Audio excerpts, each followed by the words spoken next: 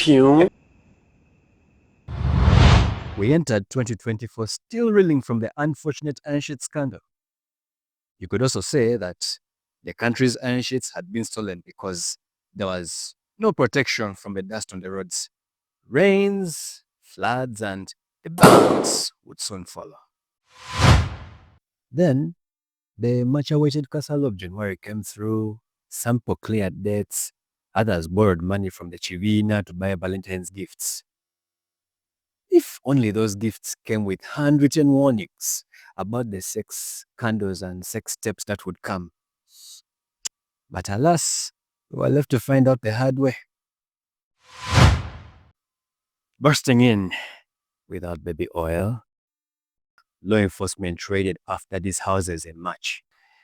Then this guy also burst out.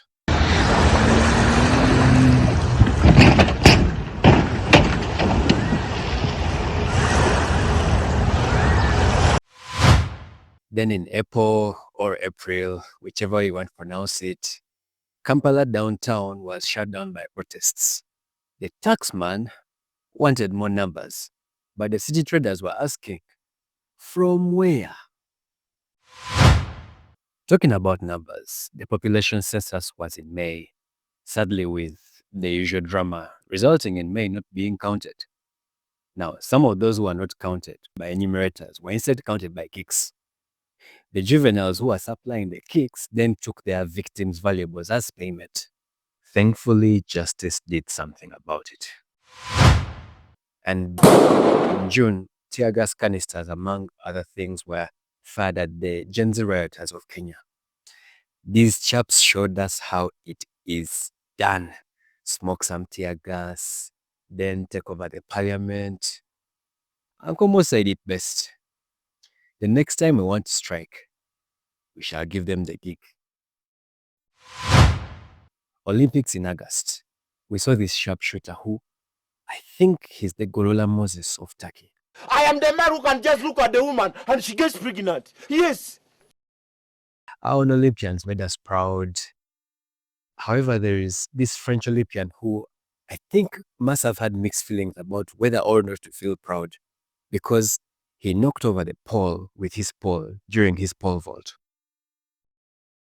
Still on the topic of sports, Johnson announced his retirement. After 2025, the Rim won't see him anymore.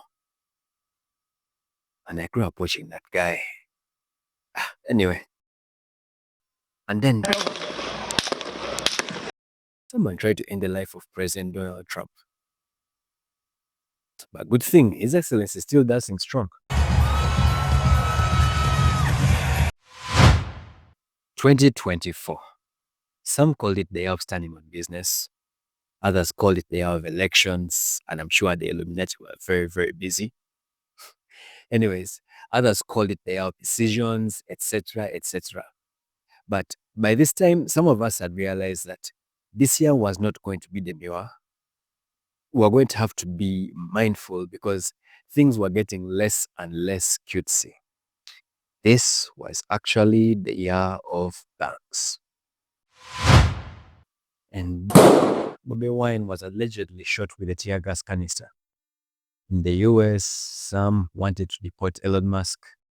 Just send him here. I have some ideas.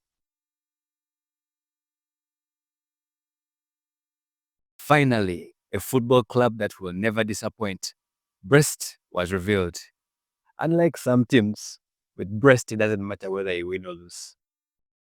Someone was endorsed for vice president by Andrew Tate for asking the pertinent questions that address the needs of the electorate, such as, why are you gay? Then, in what was not a full condition, involving a truck this time, a fuel trucker exploded, killing 11 people. Don't watch those videos. But the videos that many watched coming in hot in November were for a Gonga, a version 300, later on upgraded to version 400. He exposed yet another tip for moisturizing. The second this year after baby oil. With all that baby oil, once you start sliding, you can't stop, won't stop. Meanwhile, by the time a certain man came across this wonderful advice on the importance of moisturization, it was already too late. His skin was now too dry. He now had an alien skin. The year ended in rain for most of December, except days like when Dexadaps performed. By the way, what happened at the Dexadaps performance? Tell us. We listen. We don't judge. Kasongo yeye Mombali nanga Kasongo mbona wewo Songa libala mbona wewo